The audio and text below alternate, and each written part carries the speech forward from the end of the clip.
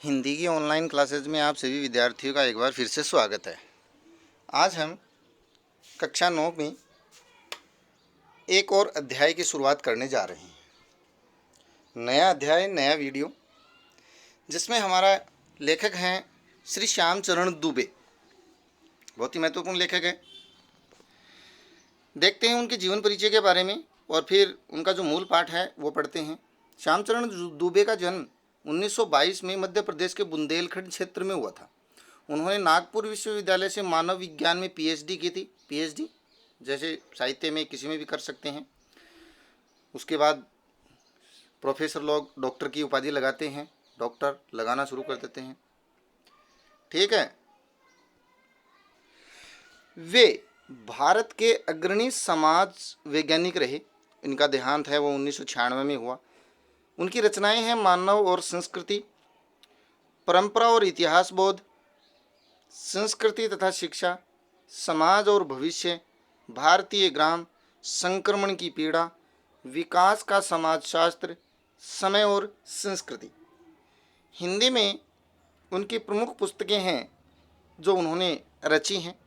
इनका ये साहित्य है जो अभी हाईलाइट करके दिया गया है इसमें गहरे अक्षरों में। प्रोफेसर दुबे ने विभिन्न विश्वविद्यालयों में अध्यापन भी किया तथा अनेक संस्थानों में प्रमुख पदों पर रहे। जीवन, समाज और संस्कृति के ज्वलंत विषयों पर उन्होंने विश्लेषण किए और संस्थापनाएं उल्लेखनीय है, प्रसिद्ध। जो संस्कृति के ज्वलंत विषय हैं, प्रमुख मुद्दे हैं समाज के, उनके ऊपर उन्होंने अपने विचार व्यक्त किए हैं और वो भी बहुत शानदार विचार व्यक्त किए हैं। भारत की जनजातियों और ग्रामीण समुदायों पर केंद्रित उनके लेखों ने वृहत समुदाय का ध्यान आकर्षित किया है। वे जटिल विचारों को तार्किक और विश्लेषण के साथ सहज भाषा में प्रस्तुत करते हैं। ये इनकी विशेषता रही है। जो भारत की जनजाति है, ग्रामीण समुदाय हैं, उनको ध्यान में रखते हुए, उनको केंद्र में रखते हुए उन्होंने अपने लेख लिखे हैं। जटिल जो विचार हैं वो भी उन्होंने अपनी तर्क शक्ति के माध्यम से और अपने विश्लेषण के माध्यम से सरल और सहज भाषा में विचार प्रस्तुत कर दिए। हमारा जो चैप्टर है वो है उपभोक्तावाद की संस्कृति। इस संस्कृति से लगभग समाज के लोग ग्रसित हैं, दुखी हैं, पीड़ित हैं। सभी उपभोक्ता हैं, हर वस्तु को खरीदना चाहते हैं, देखना चाहते हैं, प्रयोग में लाना चाहते हैं, एक दूसरे को देख करके कि दूसरे के घर टीवी आया तो हमारे भी वैसे ही टीवी आए, दूसरे के घर मिक्सी आई है तो हमारे भी वैसे ही आई, दूसरे के घर कंप्यूटर आया तो हमें भी यहाँ कंप्यूटर लाना है, चाहे उसका प्रयोग करना आता हो या नहीं आता हो। ये उपभोक्तावाद की संस्कृति है। ऐसी संस्कृति से हम पूरी तरीके से ग्रसित हो चुके हैं। बाजार है वो चारों तरफ से बाजारवाद का रूप ले चुका है। अब तो घर घर में बाजार की पहुंच हो गई है। सामान की उपयोगिता को ध्यान में न रख करके सामान की ऊपरी बनावट के आधार पर भिन्न भिन्न प्रकार से हम खरीदने का प्रयास करते हैं। निबंध जो है ये बाजार की गिरफ्त में आ रहे समाज की वास्तविकता को प्रस्तुत करता है कि हम किस प्रकार से बाजार की गिरफ्त में आ रहे हैं, बाजार के चुंगल में फंस रहे हैं। एक तरीके से लेखक का मानना है कि हम विज्ञापन की चमक दमक के कारण वस्तुओं के पीछे भाग रहे हैं। यह सभी आप जानते होंगे। कैसा भी टीवी चैनल हो, न्यूज़ चैनल हो या कॉमेडी चैनल हो, विज्ञापन है वो भयंकर रूप से आते हैं, खूब आते हैं, बार बार आते हैं, वो हमारे मन मस्तिष्क पर गहरा प्रभाव डालते हैं और हम उस वस्तु को खरीद कर लाते हैं, चाहे वो उपयोगी हो या न हो। हमारी निगाह है वो गुणवत्ता पर नहीं होती है कि ये चीज़ अच्छी भी है क्या, गुण भी करेगी क्या। संपन्न और अभिजन वर्ग, जो पैसे वाले लोग हैं, करोड़पति लोग हैं, पैसे वाले, अच्छी चीज़ की कमाई है, वो प्रदर्शनपूर्ण जीवन शैली अपना रहे हैं। दिखावे की कि गाड़ी, बंगला, फैशन की चीज़ें ज़्यादा से ज़्यादा अपनाई जा रही हैं, जिसे सामान्य जन भी ललचाई निगाह से देखते हैं। वही पैसे वाले हैं वो कैसी भी चीज़ अफोर्ड कर सकते हैं, यूज कर सकते हैं, प्रयोग में ला सकते हैं, लेकिन सामान्य लोग भी उन चीज़ों को देख करके लालच की नज़रों से देखता है कि हम भी उस वस्तुओं को ले प्राप्त करें। यह सभ्यता के विकास की चिंताजनक बात है कि हम सभ्यता के किस दौर में जा रहे हैं। क्या सभ्यता हमारी विकसित होगी इस चीज़ से? आलतू फालतू की व्यर्थ की चीज़ें लाने से, बचत की प्रवृत्ति बंद कर देने से, अनर्गल वस्तुएं संग्रह करने से, जिसे उपभोक्तावाद ने परोसा है। उपभोक्तावाद, हर वस्तु पहले हाथों से निर्मित होती थी। घर में प्रयोग में लाने जाने वाली लगभग चीज़ें हम घर में ही बना लेते थे, लेकिन हम हर चीज़ का उपभोक्ता हो गए हैं। उपभोक्ता मतलब बनी बनाई वस्तुएं जो हमें प्रयोग में लानी है वो सीधे बाजार से खरीद कर लाते हैं और उसका उपभोग करते हैं। ये उपभोक्तावाद है। लेखक की यह बात महत्वपूर्ण है कि जैसे जैसे यह दिखावे की संस्कृति फैलेगी, समाज में अशांति और विषमता बढ़ेगी। ये महत्वपूर्ण प्रश्न भी है यहाँ पर कि लेखक के अनुसार ऐसा कैसे हो सकता है कि जैसे जैसे ये दिखावे की संस्कृति बढ़ेगी वैसे वैसे समाज में अशांति और विषमता बढ़ेगी। बिल्कुल बढ़ेगी। लोग ऐसी वस्तुओं के लालच में अपराध करेंगे जो वो खरीद नहीं सकते हैं, जो ला नहीं सकते हैं, और एक दूसरे से होड़ बढ़ेगी, अपराध बढ़ेंगे आगे जाने की, और अमीर गरीब की जो खाई है वो कम होने की बजाय बढ़ती चली जाएगी। इसलिए उपभोक्तावाद की संस्कृति समाज के लिए घातक है। तो चलिए फिर आरंभ करते हैं उपभोक्तावाद की संस्कृति। धीरे धीरे सब कुछ बदल रहा है। एक नई जीवन शैली अपना वर्चस्व स्थापित कर रही है। सब कुछ बदल रहा है, बिल्कुल समाज परिवर्तनशील है, बदलाव का है। नई जीवन शैली आ रही है। हर चीज़ चाहिए, एसी चाहिए, कूलर चाहिए, पंखे चाहिए, गाड़ी चाहिए, बंगला चाहिए, उसके बाद मोबाइल चाहिए, लैपटॉप चाहिए, कंप्यूटर चाहिए, टीवी चाहिए, और उसके अलावा भी टूथपेस्ट चाहिए, वो भी अलग अलग प्रकार के चाहिए, सड़न कम करने वाला, चमक बढ़ाने वाला, सर्वगुण संपन्न आयुर्वेद वाला, वगैरह वगैरह। उसके साथ आ रहा है एक नया जीवन दर्शन, उपभोक्तावाद का जीवन दर्शन।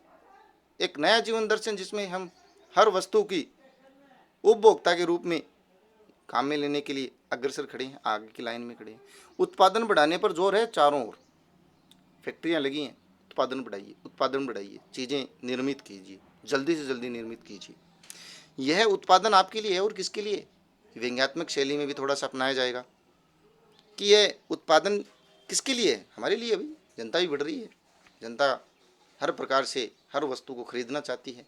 महिलाओं के लिए अलग है, बच्चों के लिए वो वस्तु अलग है, पुरुषों के लिए अलग है। ये जेंट्स है, ये लेडीज चीज़ है, चाहे वो पाउडर हो चाहे वो क्रीम हो। आपके भोग के लिए हैं ये सारी वस्तुएं, सारा उत्पादन आपके सुख के लिए है। सुख, सुख की व्याख्या ही बदल गई है। पहले सुख निरोगी काया वाला होता था। शरीर स्वस्थ है, सब सुखी है। भाई बंधु साथ में बैठे हैं, सब सुखी। उपभोग भोग ही सुख है, ये सुख की व्याख्या आ गई है। नई व्याख्या क्या आई है? याद रखें, उपभोग भोग ही सुख है। उपभोग मतलब ज़्यादा से ज़्यादा निर्मित वस्तुओं का उपभोग करना और उनसे आनंद उठाना, इसको लोग सुख मानने लगे हैं। यह एक सूक्ष्म बदलाव आ गया।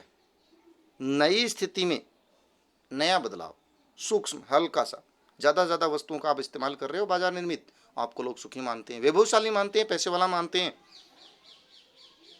उत्पादन तो आपके लिए हैं, पर आप यह भूल जाते हैं कि जाने अनजाने में आज के माहौल में आपका चरित्र भी बदल रहा है और आप उत्पाद को समर्पित होते जा रहे हैं। आपका चरित्र बदल रहा है। पहले हम हस्त निर्मित घर में निर्मित वस्तुएं, खाना, सब कुछ इस्तेमाल करते थे, लेकिन अब हमारा माहौल, हमारा चरित्र बदल रहा है।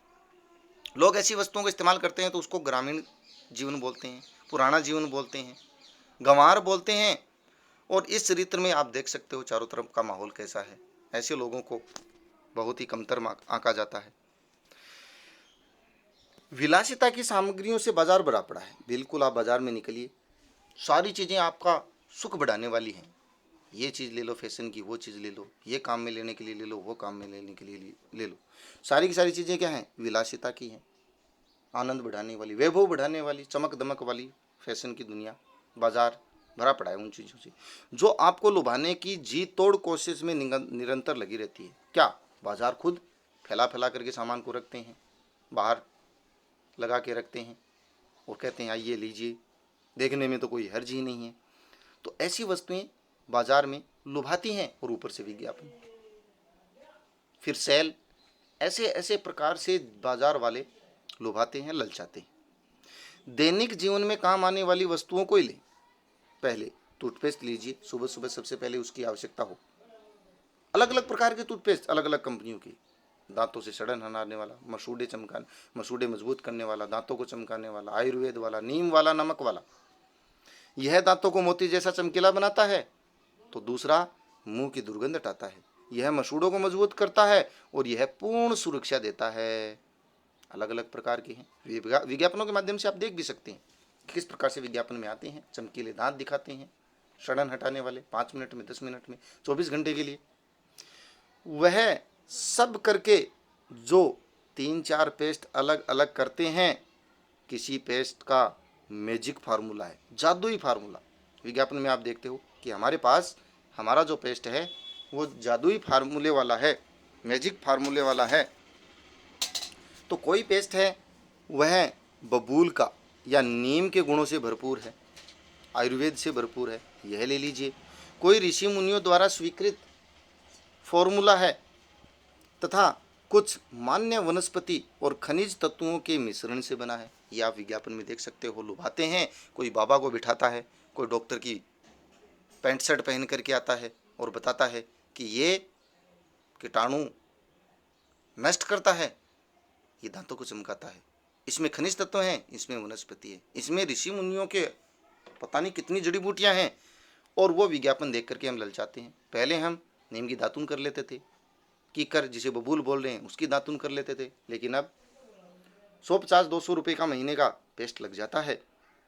जो है चाहे चुन लीजिए, बाजार भरा पड़ा है, चारों तरफ घेर रखा है हमें अनेक अनेक प्रकार की वस्तुओं ने। यदि पेस्ट अच्छा है तो ब्रश भी अच्छा होना चाहिए, अलग अलग रंग का, अलग अलग आकार का, बच्चों का अलग, बूढ़ों का अलग, ठीक है, जिगजैग वाला अलग, दांतों को तो साफ करता है, जीभ को साफ करने वाला अलग, आकार, रंग, बनावट, पहुंच और सफाई की क्षमताओं से में अलग अलग बहुत सारे ब्रश, एक से बढ़कर एक हैं, तो ब्रश के पैसे अलग से। मुंह की दुर्गंध से बचाने के लिए माउथ वॉश भी चाहिए, फिर वो अलग से आता है, दांतों से काम नहीं चलता है फिर पेस्ट से। पहले तो नीम की दातुन ही सब कुछ कर देती थी, लेकिन अब दांत साफ करने के लिए अलग, जीभ साफ करने के लिए अलग, और मुंह की सड़ान हटाने के लिए माउथ वॉश अलग। सूची और भी लंबी हो सकती है, सुबह सुबह ही आप देख सकते हो, पर इतनी चीज़ों का ही बिल काफ़ी हो जाएगा, बड़ा हो जाएगा, क्योंकि आप शायद बहुविज्ञापित और कीमती ब्रांड खरीदना ही पसंद करेंगे। भाई किसी में कोई हीरो बेच रहा है, कोई किसी में खिलाड़ी बेच रहा है, कीमती हैं, पैसे वाले हैं, चाहे उसमें 5 पैसे की चीज़ हो या 10 रुपये की चीज़ हो, लेकिन वो कोई बेच रहा है, उसको देख करके हम प्रयोग में लाते हैं। सौंदर्य प्रसाधनों की भीड़ तो चमत्कृत कर देने वाली है। सौंदर्य प्रसाधन क्या होते हैं? सौंदर्य प्रसाधन, क्रीम, पाउडर, ड्रेसिंग टेबल पर जो 2000 रुपये की ड्रेसिंग टेबल है उसमें 50-50 हज़ार रुपये के सामान भरे पड़े रहते हैं, वो सौंदर्य प्रसाधन। हर माह, हर महीने उसमें नए नए उत्पाद जुड़ते जाते हैं। आज ये क्रीम आई है, आज ये पाउडर आया है, आज ये फेस वॉश आया है, आज ये तेल आया है, आज ये साबुन आई है, साबुन को ही लेते हैं फिर देख लीजिए, एक में हल्की खुशबू है तो दूसरे में तेज, जो दिन भर खुशबू देगी आपको। एक दिन भर आपके शरीर को ताज़ा रखता है तो दूसरा पसीना रोकता है। अब बताओ, नेचुरल चीज़ है पसीना आना, उसको भी ये साबुन रोक देते हैं, चाहे वो बीमार हो जाए। तीसरा, जर्म से आपकी सुरक्षा करता है, कीटाणुनाशक 99.99% आपके कीटाणु नष्ट कर देता है, ऐसा भी है। यह लीजिए सिने स्टार के सौंदर्य का रहस्य है। सिनेमा में काम करने वाली हीरोइन कितनी सुंदर है, क्यों सुंदर है, कैसे हैं, उसका भी फार्मूला आपको टीवी पर बेचा जा रहा है, और वही चीज़ वो बेचती हैं। चाहे वो कहाँ से काम में लेती हैं, कौन सी चीज़ें काम में लेती हैं, ये आपको नहीं बताएंगी, लेकिन वो कहेंगी कि ये काम में लेकर के ही मैं इतनी खूबसूरत बनी हूँ। आपका मनपसंद साबुन वो बेचेंगी और आप लाओगे। सच्चाई का अर्थ समझना चाहते हैं, यह ले लीजिए, यह है सच्चाई हीरोइन के सुंदर होने का। और अब तो पुरुष भी इसमें पीछे नहीं है, उनके लिए अलग से क्रीम आई है। शरीर को पवित्र रखना चाहते हैं तो यह लीजिए, शुद्ध गंगा जल में बनी हुई साबुन। कुछ भक्त लोगों के लिए, हर कैटेगरी के लोगों को छोड़ना ही नहीं चाहते हैं वो, भक्तों के लिए गंगा जल से बना हुआ साबुन भी ले लीजिए भाई। चमड़ी को नरम रखने के लिए यह लीजिए, महंगी है लेकिन बहुत शानदार है, अच्छी है, पर आपके सौंदर्य में निखार ला देगी। लेकिन जब पैसे वाले हों तो महंगा सस्ता कौन देखता है, बाजार जाएंगे और वो वस्तु लेकर के ज़रूर आएंगे। इस प्रकार से आप देखोगे बाजार में निकलते वक्त कि वस्तुओं से भरे पड़े हैं, लदे पड़े हैं। कुछ भी सामान लाइए, दूसरे दिन निकलिए, फिर देखोगे ये चीज़ भी नहीं है मेरे पास, वो भी नहीं है, ये नई क्रीम आई है, पुरानी वाली ज़्यादा असरदार नहीं है। संभ्रांत महिलाएं कौन होती हैं? पैसे वाली, धन धान्य वाली, अच्छे घर की, बड़े घर की, वैभवशाली घरों की महिलाओं की ड्रेसिंग टेबल पर 30-30 हज़ार की सौंदर्य सामग्री होना तो मामूली बात हो गई है। 25-30 हज़ार की। अब ये लेख जब लिखा गया था तब तो बहुत पुराना है, अब तो लाखों का माल ड्रेसिंग टेबल पर आपको देखने को मिल जाएगा पैसे वाली महिलाओं के घर में। पेरिस से परफ्यूम मंगाइए, पेरिस से, क्योंकि बड़े घर के लोग भारत में निर्मित तो लेंगे ही नहीं, विदेशों से मंगवाएंगे। आजकल तो बड़े बड़े खिलाड़ी पानी भी विदेशों से मंगवा करके पीते हैं, पता नहीं क्या होता है उसमें।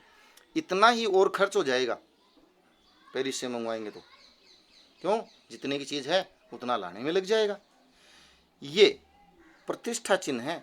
अगर आप पैसे वाले हैं तो साधारण चीज़ यूज में लेते हुए अगर दिख गए किसी को तो समाज में आपकी थू थू होगी, लोग बेइज्जती करेंगे, अरे इतने पैसे वाले होकर के ऐसी साधारण वस्तु इस्तेमाल में ले रहे हो। बेइज्जती नहीं करवानी ना, समाज में स्टैंडर्ड स्तर के अनुकूल वस्तुएं लेनी है। समाज में आपकी हैसियत जो है, हैसियत के अनुसार लोग गाड़ी लेते हैं, हैसियत के अनुसार ही लोग कार्य करते हैं, पैसे के अनुसार नहीं। ये चीज़ें आप देख सकते हो। हैसियत का मामला बड़ा टेढ़ा है जी। पुरुष भी इस दौड़ में पीछे नहीं है, पुरुष तो और भी आगे हैं। पहले उनका काम केवल साबुन और तेल से चल जाता था, साबुन से नहाए, बालों में तेल लगाया, निकल लिए। आफ्टर शेव और कोलोन बाद में आएगा। शेव के बाद में, दाढ़ी करने के बाद में कौन सी क्रीम लगानी है, उसके बाद कौन सी जेल लगानी है, इस प्रकार की चीज़ें भी पुरुषों के लिए आ चुकी हैं, क्योंकि ये बाजार है और बाजार में हर लोगों को, हर व्यक्ति की जेब से पैसा निकालने के लिए चारों तरफ से वस्तुएं आ रही हैं। अब तो इस सूची में दर्जन 2 दर्जन चीज़ें और जुड़ गई हैं। पुरुषों के लिए भी स्पेशल विशेष, इनकी चमड़ी के लिए अलग क्रीम है, पाउडर अलग है, सेंट अलग है, जेल अलग है। तो यहाँ तक हमने पढ़ा कि किस प्रकार से व्यक्ति उपभोक्ता के रूप में बाजार के जाल में फंसता जा रहा है। हम ऐसी ऐसी वस्तुएं लेकर के आते हैं जिनका हमारे लिए प्रयोग भी नहीं है, हमें उसकी ज़रूरत भी नहीं है, लेकिन दिखावे के लिए, पड़ोसन को दिखावे के लिए, रिश्तेदारों को दिखाने के लिए, समाज में हैसियत को जताने के लिए, बताने के लिए लोग उन वस्तुओं को खरीदते हैं कि हम इतनी हैसियत वाले हैं, हम इतने पैसे वाले हैं। पहले लोग केवल पैसे के होने भर से खुश हो जाते थे, लेकिन अब पैसे के साथ साथ माल टाल भी जमा होना ज़रूरी है, और माल टाल को जमा करने के लिए लोग उपभोक्ता के रूप में बाज़ार में जाते हैं और अनावश्यक वस्तुएं लेकर के आ जाते हैं। लेख बड़ा इंटरेस्टिंग है, विशेष है, और अगर हम समझें तो ये लेख हमें समझाता है कि हमें बाज़ार से और बाज़ारवाद से दूर रहना चाहिए, क्योंकि बाज़ार बहुत ही खतरनाक चीज़ है। और आप सब जानते हैं कि अब ये बाज़ार घर घर में पहुंच रहा है। अगर आप बाज़ार नहीं जा सकते तो ऑनलाइन बाज़ार के माध्यम से घर आ गया है। लीजिए घर बैठे बैठे और अपनी पॉकेट खाली कीजिए डेबिट कार्ड और क्रेडिट कार्ड के माध्यम से। तो यहाँ तक हमने पढ़ा। आशा है ये चैप्टर आपको समझ में आ रहा होगा और आप भी अपनी जीवन शैली को बदलने का प्रयास करेंगे, उपभोक्तावाद की संस्कृति से दूर रहने का प्रयास करेंगे और हमारे समाज को अशांति और अन्य प्रकार के झगड़ों से दूर करेंगे, गलत रास्ते से बचाएंगे। तो आज के लिए बस इतना ही। मिलते हैं अगले वीडियो में, आगे का चैप्टर लेकर के आते हैं। तब तक के लिए बहुत बहुत धन्यवाद।